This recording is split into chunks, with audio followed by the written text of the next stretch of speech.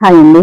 Welcome back to SS Telugu audio నవలలో ఈరోజు మీరు వినబోయే నవల శ్రీమతి వేంపల్లి నిరంజన్ రెడ్డి గారు రచించారు. చీకటి, చిక్కని చీకటి. ఆ రోడ్డు మీద వేసిన తారంత చిక్కగా నల్లగా ఉంది. ఆ రోడ్డుకి రెండు వైపులా వెలుగుతున్న లైట్లు మాత్రమే కనిపించేటంతటి చీకటి. ఆ చీకట్లో భూమి ఆకాశాలను ఏకం చేస్తోంది వర్షం. ఎడతెరిపి లేకుండా కొండపోతగా కురుస్తోంది. మహోగ్ర రూపంతో కురుస్తోంది. ఆ వర్షానికి భయపడి యావత్ మానవజాతే ఇళ్లల్లో దాక్కుంది. కాని అంతటి వర్షంలోనూ ఆ నిశీధంలో ఒంటరిగా నడిచి వెళుతున్నాడో వ్యక్తి. కొండపోతగా కురుస్తున్న ఆ వర్షం అతన్ని తడిపి ముద్దగా చేస్తోంది. ఆ వర్షానికి పాదాలు నీటిలో పూర్తిగా మునిగిపోయాయి. అడుగు తీసి అడుగు వేయడమే కష్టంగా ఉంది. మందమైన నీటి పొరలా పడుతున్న వర్షం రోడ్డును ఏమాత్రం కనపడనీయకుండా చేస్తోంది. రోడ్డు మలుపు తిరిగాడతను. అదే సమయంలో అతనికి అభిముఖంగా చీకట్లను వర్షాన్ని చీల్చుతూ వస్తోంది ఓ వాహనం. అతనిని దాటి 2 గజాలు వెళ్లి కీచుమన్న బ్రేకుతో ఆగిపోయింది. అంతే, రెప్పపాటు కాలంలో 4 వ్యక్తులు దూకారు ఆ జీపులోంచి బయటికి. అదిరిపడి తల తిప్పి చూశాడతను వాళ్ల వైపు. కళ్లలోకి అడ్డం పడుతున్న వర్షం నీళ్లు తుడుచుకుంటూ వాళ్లను చూసి గుర్తుపట్టడానికి వ్యర్థ ప్రయత్నం చేశాడు. అదే క్షణంలో కళ్ళు మిరుమిట్లు గొలిపే మెరుపు మెరిసింది. ఆ మెరుపు కాంతిలో తళతళా మెరిశాయి ఆ 4 చేతుల్లోని నైఫ్లు. కెవ్వుమని అరవబోయాడు. ఆ అరుపు బయటికి రాలేదు. కంఠంలో, గుండెలో, డొక్కలో, వెన్నులో కసకస దిగబడ్డాయి 4 కత్తులు. దగ్మంతో శబ్దం చేస్తూ పడిపోయింది అతని శరీరం. చీమని చిందిన రక్తం సుడులు తిరుగుతున్న నీటిలో కలిసి పలచబడుతోంది. అతని కాలికున్న హవాయి స్లిప్పర్స్ నీటిలో తేలుతూ మెల్లగా అతనికి దూరంగా పోసాగింది. అతని శరీరం నుంచి దూరమయ్యే ప్రాణంలా. అతనైతే నిశ్శబ్దంగా నేల మీద పడిపోయాడు. కాని అంతవరకు ఆ దృశ్యం చూస్తున్న రాజీ చెవుమ నడిచింది. అంతసేపు తెర మీద జరుగుతున్న ఆ సీను రెప్ప వాల్చకుండా ఊపిరి బేగబట్టి చూస్తున్న రాజీ అరిచిన అరుపుకి అదిరిపడి సర్దుకుని చి నోర్మి అని కసురుకుంది రాజీ పక్క సీట్లో కూర్చున్న మాధవి. రాజీ ఎందుకరిచిందో అర్థం కాని కొందరు ప్రేక్షకులు అక్కడేదో అత్యాచారం జరిగిపోతుందనుకుని సినిమా ఆపండ్రోయ్ అంటూ కెవ్వుమన్నారు. అంతా కలకలం, అయోమయం, గందరగోళం. ఆ గందరగోళానికి సినిమా ఆగిపోయింది. లైట్లు వెలిగాయి. అందరూ రాజీ అరిచిన దిశగా చూశారు. కొంపదీసి సినిమా హాల్లో కూడా మడ్రా అని. సిగ్గుతో చచ్చినంత పని అయింది రాజీకి. చూడవే, అందరూ మన వైపు ఎలా చూస్తున్నారు అంది తలదించుకుంది మాధవి. చిక్కురు మనలేదు రాజీ. సినిమా చూసి భయపడుతున్నారో పాపలు అరిచారెవరో. ఆ అరుపు పూర్తయ్యేలోపే మళ్లీ మొదలైపోయింది సినిమా. ఇక అసలు సిగ్గులేదు. నీతో సినిమాకి రావడం నాది బుద్ధి తక్కువ. అయినా సినిమాలో అంత సినిమాలో అయితే చూస్తానే. మర్డర్ సీన్లు వస్తే కేవమంటావు, కామెడీ సీన్లు వస్తే పక్క వాళ్ళని చావు పడతావు. 20 ఏళ్ళొచ్చినా చిన్నపిల్లల ఇవేం బుద్ధులు? మంద్రస్థాయిలో కసురుకుంది రాజీ ఫ్రెండ్ మాధవి. ఏంటోనే, నాకు మర్డర్ సీన్లంటే చచ్చే భయం. రక్తం అంటే అసలే భయం. అది సినిమా అయినా కూడా నిజమే అనిపించేస్తుంది. సంజయ్షిగా నవ్విందామె. ఏడవలేకపోయావు అంది సినిమాలో మళ్లీ లేవడానికి ప్రయత్నిస్తున్న మాధవి. మరో 10 నిమిషాలకి సినిమా పూర్తయిపోయింది. జనంతో పాటు బయటపడ్డారు. మెల్లగా నడక సాగించారు. నువ్వు డిగ్రీ పరీక్ష పాస్ అయిన సందర్భంగా సినిమా చూపించావు. మరి ఓ ఐస్ క్రీమ్ కూడా ఇప్పించవే. అక్కడితో పార్టీ పూర్తయినట్టుగా భావిస్తాను అంది మాధవి. మళ్లీ ప్రత్యేకించి అడగాల? ఐస్ క్రీమ్ తినాలని మనం అనుకున్నదేగా సమాధానం చెప్పి కుడివైపు రోడ్లోకి తిరిగింది రాజీ. ఆమెను అనుసరించింది మాధవి. 4 అడుగులు వేసి ఓ ఐస్ క్రీం పార్లర్లో దూరారిద్దరు. ఖాళీగా ఉన్న ఓ కార్నర్ చూసుకుని ఎదురెదురుగా కూర్చున్నారు. విశాఖ నగరంలో సాయం సమయపు నీలి నీడలు పొరుచుకుంటున్నాయి. చల్లని సముద్రపు గాలి శరీరాలను తాకుతోంది. ఆ వాతావరణం చాలా రిలాక్స్డ్గా అనిపించింది రాజీకి. నీ భవిష్యత్తు ప్రోగ్రాం ఏమిటో ఐస్ క్రీం తింటూ అడిగింది మాధవి. సమాధానం చెప్పలేదు రాజీ. తలదించుకుని ఐస్ క్రీం తింటున్నాము. ఆమెకు తను అడిగిన ప్రశ్న వినిపించిందో లేదో అర్థం కాలేదు మాధవికి. ఓ క్షణమాగి, నేను అడిగిన మాట వినిపించిందా? ఒకంత అసహనంగా గట్టిగా అంది. తలెత్తి చూసింది రాజీ. ఆ చూపులో ఏ భావం లేదు. డిగ్రీ అయిపోయింది కదా, ఏం చేద్దామనుకుంటున్నావే మళ్ళీ అడిగింది. అదే ఆలోచిస్తున్నాను వెంటనే జవాబిచ్చిందామె. ఒకంత చిరాగ్గా రాజీ వంక చూసింది మాధవి. ఏదో సరదాగా కబుర్లు చెబుతుంది అనుకుంది గాని సినిమాకి బయలుదేరిన దగ్గర నుంచి మూడీగానే ఉంది రాజీ. సినిమా హాల్లో కూడా ఎప్పుడూ జోకులు వేసి గోల చేస్తోంది. కానీ ఇవాళ భిన్నంగా ఉంది. మర్డర్ సీనప్పుడు కెవ్వుమని అరవడం తప్ప జోకులు వేయలేదు.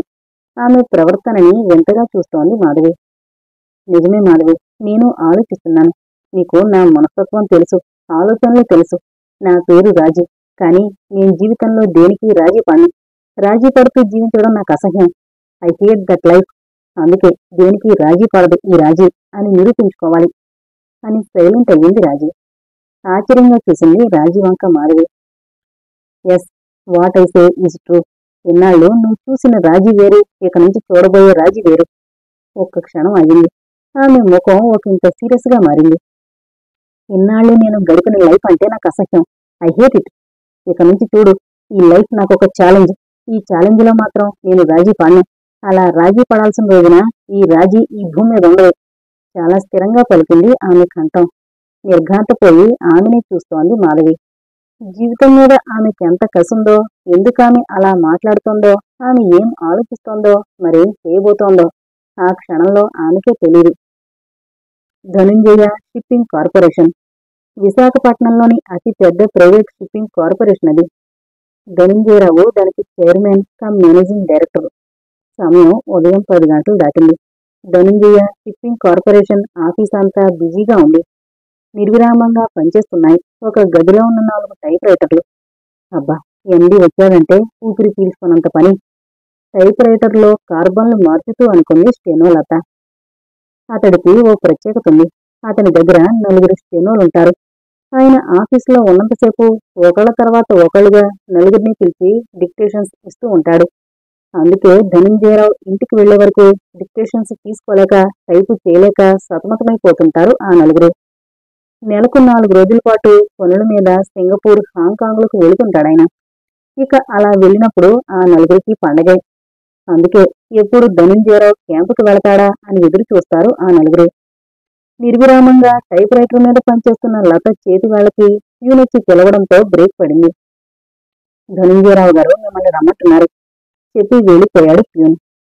ఒక్కసారి నీరసం వచ్చింది లతకి. ఈయన పేరు ధనుంజయరావు అని పెట్టే బదులు యమధర్మరాజని పెట్టాల్సింది, బాగుండేది. పొద్దున్నే పిలిచి 10 నిమిషాల్లో 20 లెటర్లు డిక్టేట్ చేశాడు. మళ్ళీ పిలుస్తున్నాడంటే ఓర్నాయనో ఇంకెన్ని లెటర్లు చెబుతాడో. ముందుగానే నీరసం వచ్చినట్లు అనిపించి కర్చీఫ్తో ముఖం తుడుచుకుంటూ అక్కడి నుంచి కదిలింది లత. మేడం, మనవి కష్టపడి సంపాదించే జీవితాలే కానీ చెమటోడికి సంపాదించేవి కావు. మీరు యాక్షన్ కొంచెం ఎక్కువ చేస్తున్నట్లున్నారు. పక్క నుంచి మెల్లగా కామెంట్ చేశాడు ఓ కొలీగ్.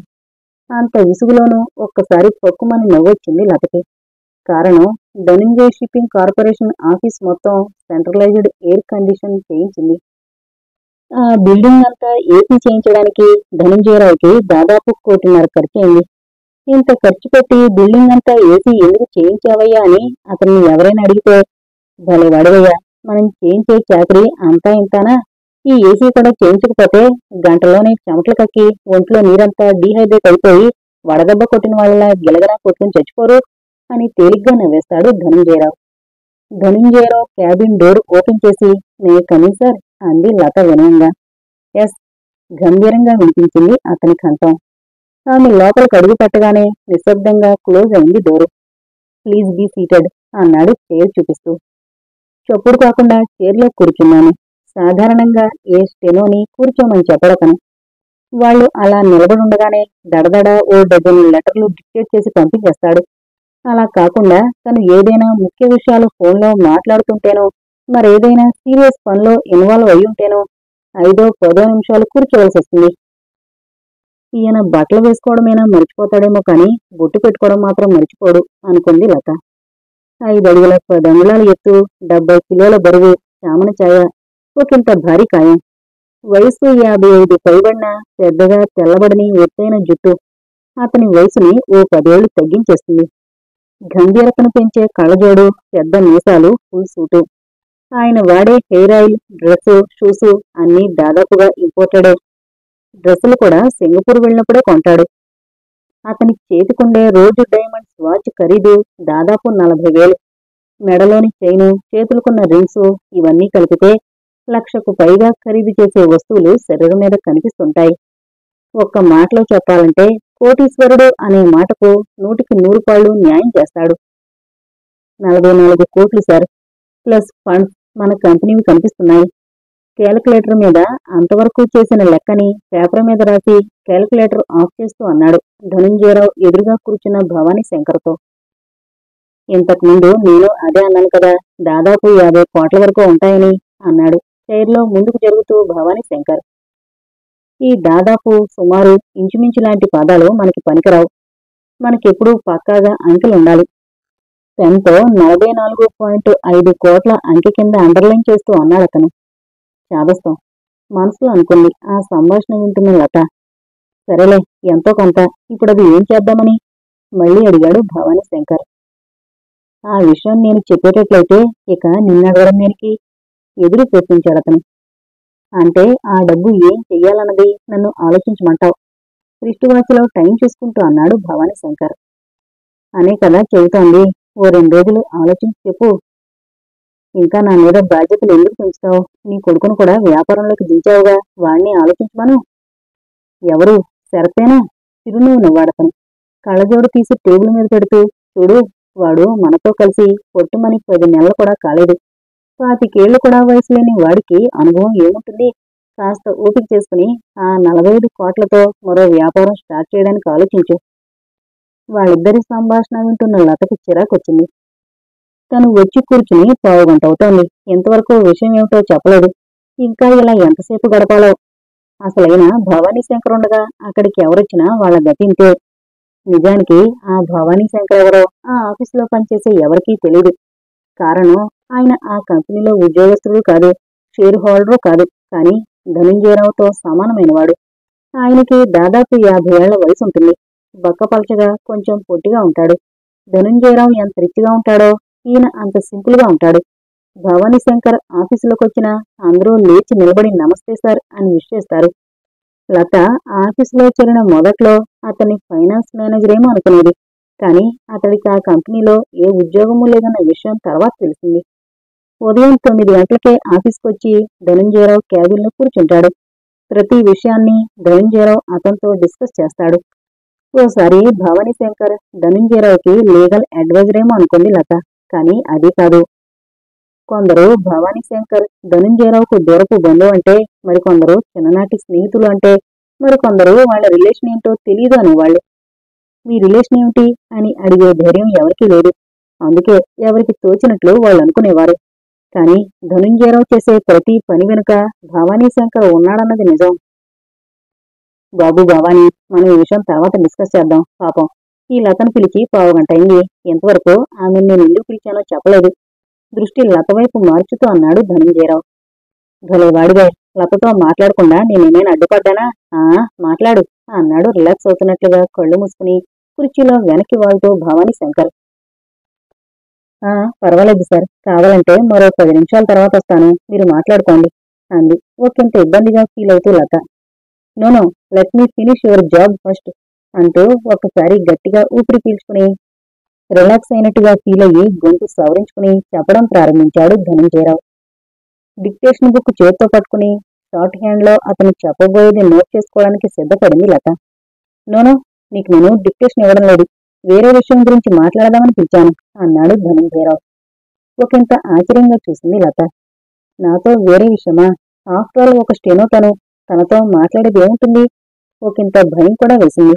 ఎందుకంటే ఆ ముందు రోజు తన కొలీగ్ సుబ్బారావు దగ్గర ధనుంజయరావు గురించి వ్యతిరేకంగా మాట్లాడింది. ధనుంజయరావు శరణశాసనుడు అంది. సుబ్బారావు ధనుంజయరావుకు పరమ భక్తుడు. కొంపతీసి ఆ సుబ్బారావు గారు ఏమైనా ఈ విషయం ధనుంజయరావు చెవిన వేశాడా అని భయం వేసింది. చూడు లత, నిన్ను Dhananjaya real estate and builders కి 1 సంవత్సరం పాటు డిప్యుటేషన్ మీద పంపుతాను. Are you interested to go? సూటిగా ఆయన చూపులు ఆమెను స్కాన్ చేస్తున్నాయి. ఊహించని ఆ ప్రశ్నకి ఒకంత తడబడింది లత. ధనుంజయరావుకి చాలా వ్యాపారాలున్నాయి.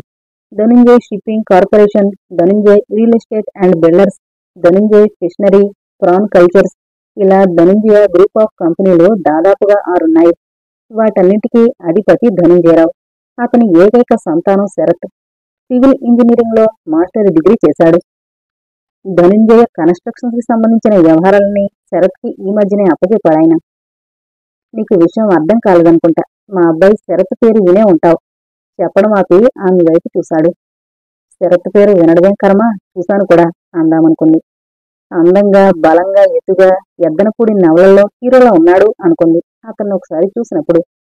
ఈ మధ్యనే శరత్ తన స్టడీస్ పూర్తి చేసి నా బిజినెస్ లోకి దిగాడు. It is not even 6 months. వాడికి ఒక పర్సనల్ సెక్రటరీ కావాలి. For that he needs an efficient hand.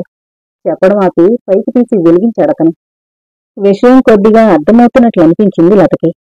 నువ్విక్కడ చేరి సంవత్సరం కూడా కాలేదు, కానీ నాకున్న మిగతా 3 స్టెనోల కంటే నువ్వు చాలా తెలివైన దానివన్నది ప్రూవ్ చేసుకున్నావు. Not only that, you proved your self as the most efficient steno. ఒక్కసారిగా విపరీతమైన ఆనందం కలిగింది లతకి. కోట్లకు అధిపతి, తన కంపెనీ చైర్మన్ కమ్ ఎండి అతను తనని పిలిచి you are the most efficient steno అనంటే, మిగతా స్టెనోలందరికంటే చాలా తెలివైన దానివి అంటే ఇక అంతకంటే కావలసిందేముంది? పట్టలోని ఆనందంతో చెవుమని అరచి బిల్డింగ్ మీద నుంచి కిందకి దూకేద్దామనిపించింది ఆ క్షణంలో లతకి. అందుకే నీ శ్రమని, తెలివితేటల్ని కేవలం స్టెనో క్యాడర్కి పరిమితం చేయడం నాకు ఇష్టం లేదు. I want to promote you to the cadre of personal secretary. అవును, నిన్ను పర్సనల్ సెక్రటరీ హోదాలో మా అబ్బాయి దగ్గర అపాయింట్ చేద్దామనుకుంటున్నాను. ఇక్కడ నీకొచ్చే జీతం 2500. అక్కడ నీకు 3500 జీతం ఉంటుంది. అంతేకాదు, కంపెనీ కారు వచ్చి రోజు నిన్ను ఆఫీసుకి తీసుకొచ్చి తిరిగి ఇంటి దగ్గర డ్రాప్ చేస్తుంది. లత, నువ్వెంత అదృష్టజాతకురాలుగా! సిటీ బస్సుల్లో ఆఫీస్కొచ్చే నీ బతుకు ఒక్కసారిగా కారులోకి వెళ్ళిపోతుంది అనుకుంది. అసలు ధనంజయరావు చెప్పే విషయాన్ని నమ్మలేకపోతోంది లత. ఇక్కడికంటే నీకు బాధ్యతలు అక్కడ ఎక్కువ ఉంటాయి. మా శరత్కి కూడా ఈ పనులన్నీ కొంచెం కొత్త. అందుకే అతనికి సిన్సియర్ గా, ఎఫిషియెంట్ గా పనిచేసే సెక్రటరీ కావాలి. ఆ బాధ్యత నువ్వు సరిగ్గా హ్యాండిల్ చేయగలవన్న నమ్మకం నాకుంది. జాయిన్ అయిన తర్వాత అక్కడ మేనేజ్మెంట్ మన్నన పొందగలిగితే నీకు భవిష్యత్ ఇంకా బాగుంటుంది. So if you are interested, you tell me. నీకు కావాలంటే, ఆలోచించుకోవడానికి 2 రోజులు గడువిస్తున్నాను. నువ్వు వద్దు అంటే I will think of some other person. చెప్పడం ఆపి ఇంకా ఆలోచించుకో అన్న అర్థం వచ్చేలా సైలెంట్ అయ్యి టేబుల్ మీద గ్లాస్ అందుకుని నీళ్లు తాగాడు ధనంజయరావు. పిలిచి పల్లకి ఎక్కిస్తానంటే ఇంకా అందులో ఆలోచన కూడానా? అది 2 రోజుల పాటు ఆలోచించాలా? అందుకే క్షణం కూడా ఆలస్యం చేయలేదామె. సార్, మీరిస్తున్న ఈ ఛాన్స్ కి థ్యాంక్స్ ఎలా చెప్పాలో కూడా. సంతోషంతో ఆమెకి మాటలు కూడా రావడం లేదు. నోనో, ఇందులో థ్యాంక్స్ చెప్పడానికి ఏమీ లేదు. నేనేమీ ఈ పని నీ మీద జాలిపడి ఇవ్వడం లేదు. Your hard work and talent have given this chance to you. అయితే నువ్వు నా ఆఫర్ను అంగీకరించినట్లేనన్నమాట. అవునన్నట్లుగా తలాడించింది. ఆమె కళ్ళల్లో తొణికిసలాడే సంతోషం గమనించి నవ్వుకున్నాడు ధనంజయరావు. నిన్ను శరత్ దగ్గర అపాయింట్ చేయడం వల్ల నాకున్న ఓ మంచి వర్కర్ను నేను పోగొట్టుకుంటున్నాను. బట్ నాకు పర్వాలేదు, ఐ కెన్ మేనేజ్. నువ్వు అక్కడికి వెళ్ళిన తర్వాత ఎంతకంటే బాధ్యతాయుతంగా ప్రవర్తించాలి. ఎస్ సార్, స్థిరంగా అంది. మరో విషయం, నువ్వు అక్కడికి వెళ్ళిన తర్వాత ఈ డిక్టేషన్స్, టైపులు చేయవలసిన పని లేదు. వాటన్నింటికి నీ దగ్గర మరో అసిస్టెంట్ ను అపాయింట్ చేస్తాను. సో పనులన్నీ వాళ్ళ చేత చేయించు. అయ్యి బాబోయ్, ఏంటి ప్రమోషన్! ఇంక ఈ దిక్కుమాలిన టైప్ కూడా చేయనక్కర్లేదా? అప్పటికప్పుడే ఆ షార్ట్ హ్యాండ్ బుక్ విసిరి కొడదామనిపించింది లతకి. ఇక్కడి నుంచి నువ్వు బయటకు వెళ్ళాక స్టెనోగ్రాఫర్ కమ్ టైపిస్ట్ కావాలి అని మ్యాటర్ తయారు చేయి. అది రేపు పేపర్కి ఇద్దాం. టైపిస్టు ఇంటర్వ్యూ చేద్దాం. అందరిలోనూ మంచి పెర్ఫార్మెన్స్ చూపించిన మనిషికి అపాయింట్మెంట్ ఇద్దాం. ఓకే? ఓకే అన్నట్టుగా తలాడించింది లత. ధనంజయరావు ఎంత మంచివాడు! చూడ్డానికి గంభీరంగా కనిపించినా మనసు ఎంత మంచిదో. అయ్యో, అనవసరంగా ధనంజయరావుని తిట్టుకున్నానే. కరుకోటకుడని, చండసాకుండని, వెట్టి చాకరీ చేస్తున్నాడని. కానీ తిట్టుకోవలసింది ధనంజయరావుని కాదు, ఆయనలాంటి సహృదయుణ్ణి, పెద్ద మనిషిని అపార్థం చేసుకున్నందుకు తనని తాను తిట్టుకోవాలి. ఈడియట్ని, ఫూల్ని, స్టూపిడ్ని అని గబగబా తిట్టేసుకుంది. నువ్వు వచ్చే సోమవారం నుండి అక్కడ డ్యూటీలో జాయిన్ అవ్వచ్చు.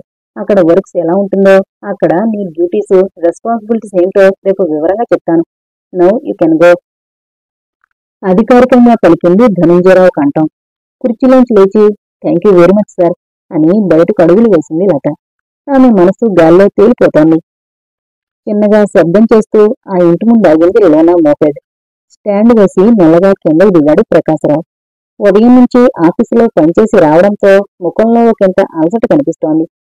తిన్నగా ఇంట్లోకొచ్చి వరండాలోని పడకుర్చీలో నిస్త్రాణగా కూర్చున్నాడు. ప్రకాశరావు రావడం గమనించి వంటింట్లోంచి గ్లాస్తో మంచినీళ్లు తెచ్చి అతనికి అందించింది భార్య పార్వతమ్మ. అలా ఉన్నారే, ఒంట్లో బాగలేదా? భర్త ముఖంలో ఒక రకమైన ఇబ్బందిని గమనించి అంది పార్వతమ్మ. ఆ కొంచెం తలనొప్పిగా ఉంది. ఏం ఆఫీసులో పని ఎక్కువైందా? అవునన్నట్లు తల పడకని ఆమె వంటింట్లోకి వెళ్ళిపోయింది. 5 నిమిషాల తర్వాత కాఫీ, అమృతాంజనం తీసుకొచ్చింది. మౌనంగా కాఫీ అందుకుని తాగి అమృతాంజనం తలకి పట్టించి పడకుర్చీలో వెనక్కి వాలి నల్లగా నిద్రలోకి జారుకున్నాడు ప్రకాశరావు. సంధ్య చీకట్లు కమ్ముతున్నాయి. అంతవరకు పడక గదిలో మంచం మీద పడుకుని సితారపత్రిక చదువుతున్న రాజీ గది చీకటిగా అనిపించడంతో పుస్తకం పక్కన పడేసి మంచం మీద నుంచి లేచి లైట్ ఆన్ చేసింది. ఏం చెయ్యాలో అర్థం కాలేదు. సితార చదవడం అయిపోయింది. దాని కవర్ పేజీ మీదే ఉన్న విజయశాంతి బొమ్మ ఎంతో అందంగా అనిపించింది. అందుకే ఆ పుస్తకం కొనుక్కొచ్చి మరీ చదివింది. ఆ బుక్ అక్కడే పడేస్తే నలిగిపోతుందని తన బీరువాలో భద్రంగా దాచి గదిలోంచి బయటకొచ్చింది. తిన్నగా వంటింట్లోకి వెళ్ళింది. రాత్రి వంటకి కావలసిన ఏర్పాట్లో ఉంది పార్వతమ్మ. అమ్మా, నాన్న మాట వినిపించింది ఇందాక. మళ్ళీ బయటకు వెళ్ళారా ఏమిటి? ఇల్లంతా సైలెంట్ గా ఉంది అడిగింది అక్కడ దొరికిన జామకాయ ఒకటి అందుకుని కొరుకుతూ. అక్కడ వరండాలోనే కుర్చీలోనే ఉన్నారు. తలనొప్పిగా ఉన్నదట జవాబు చెప్పింది పార్వతమ్మ. అరే, నాకు తెలీదే అంటూ లేచి వరండాలోకి వచ్చింది రాజీ. ఎవరో వచ్చిన అలికిడవడంతో కళ్ళు తెరిచి చూశాడు ప్రకాశరావు. ఏనాన్నా, తలనొప్పిగా ఉందట వచ్చి కుర్చీ పక్కన కూర్చుంటూ అడిగింది. తగ్గిందమ్మా. కాఫీ తాగి ఓ పావుగంట ఇక్కడే నిద్రపోయానుగా, దాంతో తలనొప్పి తగ్గిపోయింది. ప్రకాశరావు మాట విని అక్కడికొచ్చింది పార్వతమ్మ. పార్వతమ్మని చూడగానే హ్యాండ్ బ్యాగ్ ఓపెన్ చేసి అందులోంచి కొంత డబ్బు బయటికి తీశాడు. ఓహో, జీతం వచ్చిందా ఇవాళ అంది డబ్బు అందుకుంటూ. ఆ, ఈ నెలలో 2,000 వచ్చింది. దానిలోనే ఖర్చులన్నీ జాగ్రత్తగా వెళ్ళబుచ్చాలి సుమా అన్నాడు. ప్రకాశరావు ఫెర్టిలైజర్ కంపెనీలో అకౌంటెంట్ గా చేస్తున్నాడు. జీతం 3,000 వరకు ఉన్న కటింగ్స్ అన్ని పోను ఓ 2,000 వరకు చేతికొస్తుంది. ప్రకాశరావుకి 2 పిల్లలు. పెద్దది రాజీ, చిన్నవాడు రాజా. రాజీ డిగ్రీ పూర్తి చేసింది. రాజా ఇంటర్మీడియట్ లో ఉన్నాడు. కుటుంబానికి ప్రకాశరావు జీతం ఒకటే ఆధారం. 2 పిల్లలు కాబట్టి కొంచెం దర్జాగా ఉండేవాడే. కానీ 4 చెల్లెళ్ల బాధ్యత తన మీదే పడ్డంతో ఆ బాధ్యతలన్నీ పూర్తి చేయడానికి ఉన్న 2 ఎకరాల పొలాన్ని, సొంత ఇంటిని కూడా అమ్మేయాల్సి వచ్చింది. చివరకు తను అద్దెంట్లోకి మారిపోయాడు. ఇంకా 4 ఏళ్ల సర్వీస్ ఉంది. ఈ 4 ఏళ్లలో రాజీని ఓ ఐకేకలో పెట్టేస్తే తన బాధ్యత అయిపోతుందనుకుంటున్నాడు ప్రకాశరావు. పరిస్థితులను అర్థం చేసుకున్న మనిషిగా పార్వతమ్మ ఇల్లు ఎంతో పొదుపుగా నెట్టుకొస్తోంది. నెలకి 100, 50 ఏదో ఒక రకంగా పొదుపు చేస్తూ కూతురి పెళ్లి కోసం కూడబెడుతోంది. నాన్న, కూతురి పిలుపు విని బట్టలు మార్చుకోవడం కోసం లోపలికి వెళ్లబోతూ ఆగిపోయాడు. మరి ఏంటమ్మా? అర్థం కానట్టు చూశాడు. ఏం లేదు. ఈ నెలలో ఆ ఈ నెలలో ఏముంది? నా పుట్టినరోజు నాన్న మెల్లగా గొడిగినట్లంది. నవ్వాడు ప్రకాశరావు. ఆ మాట చెప్పడానికి అంత తటపటాయింపు ఏముంది? మీ అమ్మతో చెప్పు. ఈ ఇంటి పెద్దరకం పెత్తనం అమ్మకి ఇచ్చేశానుగా అని మరో మాటకి అవకాశం లేకుండా లోపలికి వెళ్ళిపోయాడు ప్రకాశరావు. నాకు తెలుసులేవే నీ పుట్టినరోజు ఉందన్న సంగతి. తను కూడా అక్కడి నుంచి లేచింది పార్వతి. మరి తెలుసని ఏమీ మాట్లాడవే రెట్టించింది రాజీ. ఇందులో మాట్లాడడానికి మాట్లాడుకోవడానికి ఏముందే? ఓ 100 రూపాయలు ఇస్తాను, వెళ్ళి నీకు కావలసిన చీర కొనుక్కో. ఏంటి? నాకు కావలసిన చీర? అది 100 రూపాయలా? అంతేనా? అంతేనా ఏంటే? తెల్లబోయింది పార్వతమ్మ. అంతకంటే ఎక్కడ తెద్దామే? ప్రస్తుతానికి 100లో కొనుక్కో. దసరా పండగకి కొంచెం ఖరీదువి కొనుక్కుందుగానిలే. ఒక్కసారిగా నీరసం ఆవహించింది రాజీని. 100 రూపాయలు చీర కొనుక్కోవాలా? అసలు 100 రూపాయలకి ఏమొస్తుంది? మరీ నేసి ముతకరకం చీరైతే వస్తుంది. అందుకే అంది. అది కాదే అమ్మా, 300లైనా లేదే సరైన చీర రాదు కదే. ఓసారి యగాదిగా రాజీ వంక చూసింది పార్వతి. ఆహా, అలాగా? అక్కడ వేలల్లో చీరలు కొనడానికి నీ మొగుడు ఎవడో లేడు సంపాదించేవాడు. ఏం 100 రూపాయలు నేను కట్టుకోవడం లేదు చీరలు? నేనిచ్చేది నీకు 100 రూపాయలు మాత్రమే. నీ ఇష్టం. చీరలో కొనుక్కుంటావో, జాకెట్లో కొనుక్కుంటావో, అంతకుమించి నా వల్ల కాదు ఖచ్చితంగా చెప్పి గిరును తిరిగి లోపలికి వెళ్ళిపోయింది పార్వతి. తెల్లముఖం వేసింది రాజీ. తెల్లంత ఖచ్చితంగా సమాధానం చెబుతుందని ఊహించలేదామె. తిన్నగా తన గదిలోకి వెళ్లి మంచం మీద పడుకుంది. ఏదో తెలియని బాధ ఆమెను ఆవహించింది. ఆ బాధ వెచ్చని కన్నీటి రూపంలో ఆమె కళ్ళ నుంచి చెక్కిలి మీదుగా జారి పిల్లో మీద పడి ఇంకిపోయింది. చి వెధవలై, ప్రతి క్షణం రాజీ పడ్డమే. తన పేరన్నా తనకు అసహ్యమే. పుట్టినప్పటి నుంచి ప్రతి విషయానికి రాజీ పడ్డమే అవుతోంది. ఖరీదైన బట్టలు కట్టి ఎరగదు. సరదాగా ఖర్చు పెట్టి ఎరగదు. తన తండ్రికి 4 చెల్లెళ్ళు ఉండడంతో ఎంతసేపు వాళ్లు కట్టుకుని వదిలేసిన బట్ట తను కట్టుకోవడమే గాని తనకుగా ఉన్న ఎన్నో కోరికలు సరదాలు అలాగే ఉండిపోతున్నాయి. తన తండ్రి ఆఖరి చెల్లి పెళ్ళైపోయాక తేడా విరగడైంది అనిపించి తృప్తిగా ఊపిరి పీల్చుకుంది.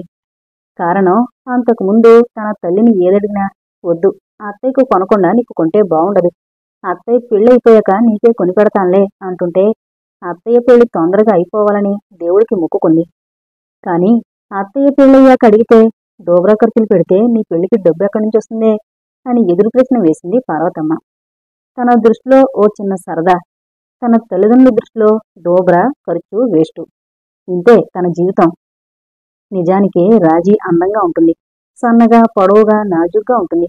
పసిమి రంగు, ఒకంత వంపులు తిరిగిన జుట్టు, గుండ్రటి కళ్ళు, నాజూకైన ముక్కు, చిన్న నోరు, సన్నని నడు, చూడగానే బావుంది అనిపించే రూపం ఆమెది. అంతా తల్లి పోలిక. ఆమె స్నేహితులంతా, రాజీ, ఈ చుడిదార్ వేసుకుంటే భలే అందంగా ఉంటావే, ఆ మిడ్డీస్ నీలాంటి అమ్మాయికి బాగా సూట్ అవుతాయే, అసలు ఇవేమీ కాదు, నీ ఒంటి షేప్కి స్విమ్ సూట్ వేసుకుంటే మొదలై పోతాయి అని పచ్చిగా అనేవాళ్ళు. ఇలా ఎన్నో కామెంట్స్, కాంప్లిమెంట్స్. అవన్నీ నిజాలే. వాటిలో అతిశయోక్తి ఏమాత్రం లేదు. కొద్దిపాటి మేకప్ చేసి ఖరీదైన డ్రెస్ వేస్తే ఫిలిం స్టార్స్ ని తలదిన్నేలా ఉంటుంది ఆమె రూపం. అవన్నీ విన్నప్పుడల్లా ఆమె మనసు బాధపడేది. నిజమే, తనకి డబ్బు లేదు, లేకుంటే అందరి కళ్ళు చెదిరే డ్రెస్సులు వేసుకునేది, ఫ్యాషన్లు మెయింటైన్ చేసేది, లైఫ్ని ఎంజాయ్ చేసేది. తనకి ఏ ఎంజాయ్మెంటు లేదు. లేకుండానే కాలేజీ చదువు కూడా పూర్తయిపోయింది. అప్పటికి వారం రోజుల కిందట జరిగిన సంఘటన గుర్తొచ్చింది ఆమెకు. తన ఫ్రెండ్ మాధవి, తను రెస్టారెంట్లో కూర్చుని ఐస్ క్రీం తిన్నప్పుడు తనంది, లైఫ్ని ఒక ఛాలెంజింగ్ గా తీసుకుంటున్నాను, ఇక రాజీ పడ్ను, అది ఇది అని. చాలా ఉద్రేకంగా, ఆవేశంగా అంది ఆ రోజు. ఏదో చేసేయాలని ఆలోచన, కానీ ఏం చేయగలదు? అనుక్షణం రాజీ పడ్డం తప్ప జీవితాన్ని ఎదిరించి పోరాడడం అంటే ఏమో, ఏంటో తనకే తెలీదు. తను ఏమీ చేయలేదు. ఇప్పుడు తను గ్రాడ్యుయేటు, డిగ్రీ తీసుకువెళితే ఉద్యోగం సంపాదించొచ్చు, తన జీతంతో తను బ్రతకొచ్చు, లైఫ్ ఎంజాయ్ చెయ్యొచ్చు. కానీ తన బీకాం డిగ్రీకి ఉద్యోగం దొరుకుతుందా? దేశంలో లక్షల మంది డిగ్రీ హోల్డర్స్ ఉన్నారు. అక్కడ తను నిరుద్యోగానికి బలైపోతే ఆమె అంతరంగంలో ఆలోచనలు సుడుం తిరుగుతున్నాయి.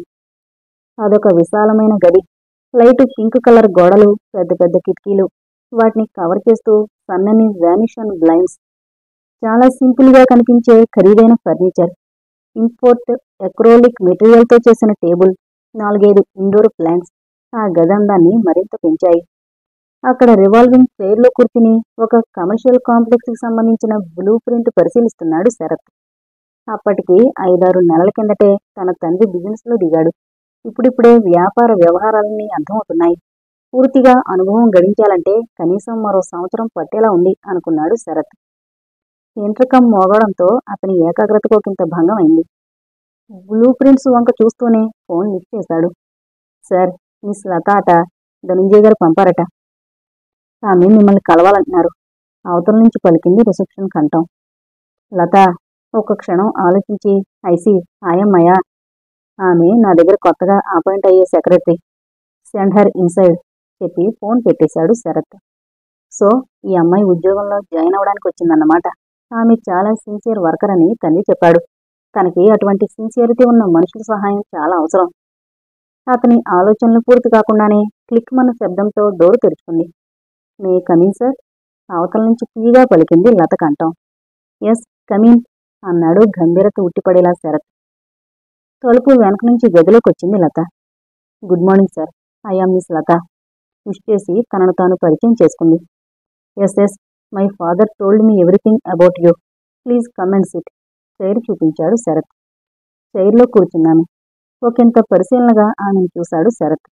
అంత పొడవు కాకపోయినా అందంగానే ఉందామె. తెల్లని తెలుపు, చక్కని కనుముక్కు తీరు, బెంగాల్ కాటన్ చీరలో నీటుగా ఉందామె.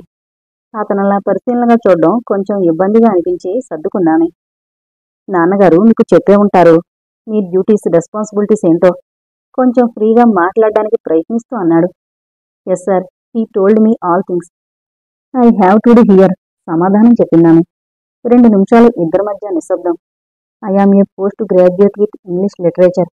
తన గురించి వివరాలు చెప్పబోయింది లత. నాన్నగారు మీ గురించి అంతా చెప్పారు, ఆమె మాటకి అడ్డొస్తూ అన్నాడు శరత్. అయితే ఇంక నేను నా గురించి చెప్పుకోవాల్సిన అవసరం లేదు అనుకుంది లత. ఇద్దరి మధ్య మాటలకి అడ్డొస్తూ మోగింది ఫోన్.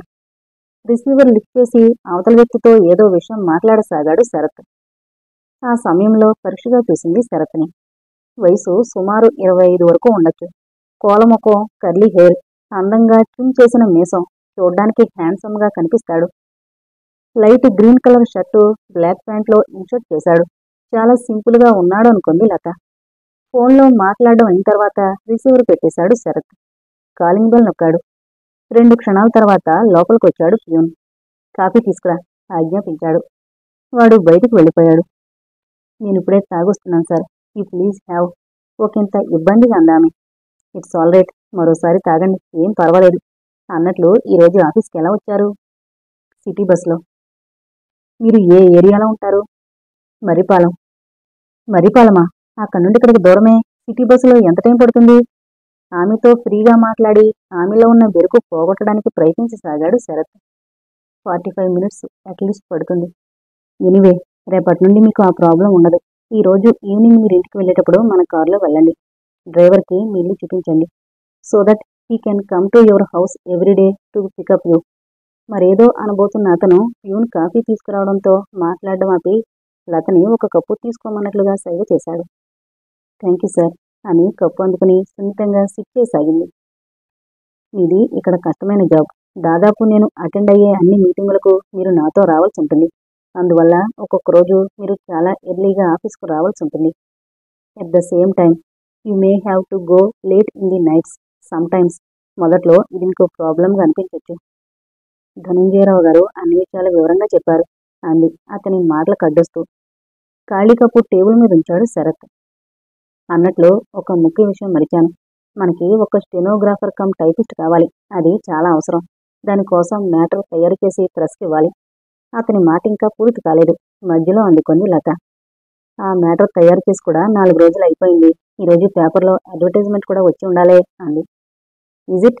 ఈ విషయం ఇంత ఫాస్ట్గా మెటీరియలైజ్ అయిందని నాకు తెలీదే. నేనింకా పేపర్కి యాడ్ ఇవ్వాలనుకుంటున్నానే అన్నాడు నవ్వుతూ. లత కూడా చిన్నగా నవ్వింది. ఇవాల్టి పేపర్ ఇంకా చూడలేదు నేను, అందుకే నాకు ఈ విషయం తెలీదు. ఇంతకీ ఇంటర్వ్యూలు ఎప్పుడనిచ్చారు? వచ్చే ఆదివారం. Is it? అంత త్వరగానా? ఒకంత ఆశ్చర్యంగా అన్నాడు. ఎస్ సార్, ధనంజయరావు గారు చెప్పినట్లుగానే అలా ఇచ్చాం. ఈ ఉద్యోగం అంటే ఆసక్తి ఉన్న వాళ్ళు అందరూ సర్టిఫికెట్స్ తీసుకుని ఆ రోజు ఉదయం 10 గంటలకు ఆఫీస్కి రావాలని, సాయంకాలం 5 గంటలలోపు సెలక్షన్ జరుగుతుందని అనౌన్స్మెంట్ ఇచ్చాం. That's good. ఒకే రోజులో ఆ పని కూడా ఫాస్ట్గా తేలిపోతుంది. మనకి ఆఫీస్ వర్క్ మరింత తేలికవుతుంది. రిలాక్స్డ్గా కుర్చీలో వెనక్కి వాలాడు శరత్.